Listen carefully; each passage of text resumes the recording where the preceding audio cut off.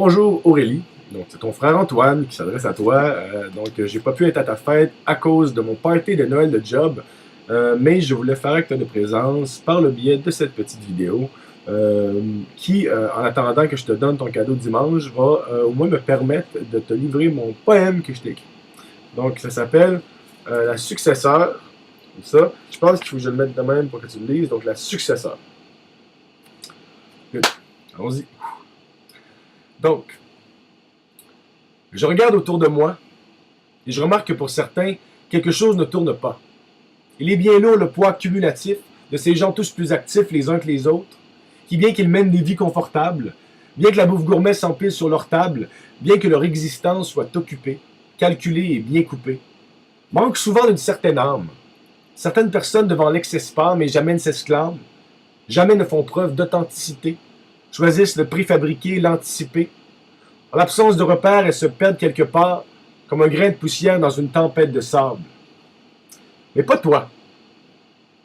Toi, t'es solide. Sans être figé sur place, t'es bien ancré. T'es forte d'une confiance qui vient de rentrer. Quand la joie de vivre manque, comme de rien t'ancrer, tes instincts sont justes et t'es bien centré.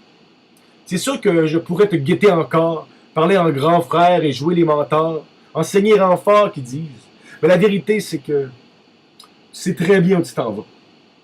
Puis qu'assez souvent, c'est toi qui es en position de m'apprendre quelque chose, dans des élans de sagesse qui avant le temps s'exposent. Toi, t'es volubile, une créatrice fébrile qui vers l'inconnu file, une assoiffée qui certainement trouve l'alcool utile.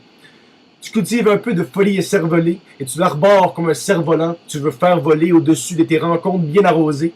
Bière aux épices, vodka rosé. Tu laisses parfois ton sérieux patauger et ton insouciance s'amuse ainsi un temps. J'imagine qu'il aurait fallu s'y attendre de la part de la sœur du grand frère qui a fait de l'étourderie sa spécialité.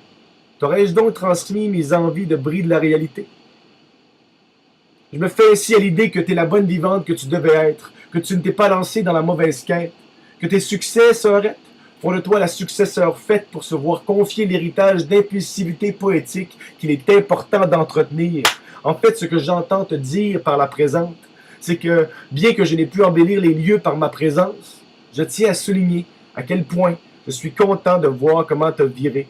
Calice, 22 ans, l'instant est ici, le moment arrivé. Si j'avais parié sur ta réussite quand t'es venu au monde, je serais aujourd'hui un riche parvenu immonde.